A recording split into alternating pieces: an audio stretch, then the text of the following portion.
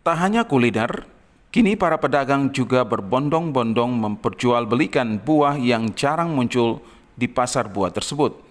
Akibatnya Jalan Raya Jenderal Sudirman, depan Maluku City Mall, Kota Ambon, kini dipenuhi masyarakat yang datang untuk membeli buah durian. Pasalnya buah durian di kawasan Kota Ambon mengalami penurunan harga dan tentunya ramah di kantong. Jalanan tersebut dibanjiri buah durian dan kini masih menjadi tujuan utama para penggemar buah durian untuk berburu buah berduri ini.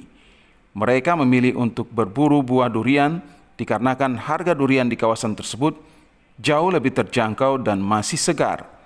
Selain itu, pembeli pun dapat dengan leluasa melakukan penawaran dengan penjual. Buah durian yang dijual di kawasan Jalanan Jenderal Sudirman depan MCM Kota Ambon ini dimulai dengan kisaran harga Rp10.000 hingga Rp30.000 per buah. Penggemar buah durian yang datang membeli buah durian ini terdiri dari berbagai kalangan, mulai dari yang tua hingga muda, masyarakat biasa bahkan sampai ASN.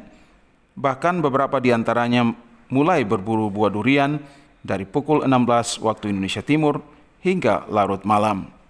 Ada yang makan langsung di tempat dan ada juga yang memilih untuk membawa pulang agar dapat dimakan bersama sanak keluarga di rumah.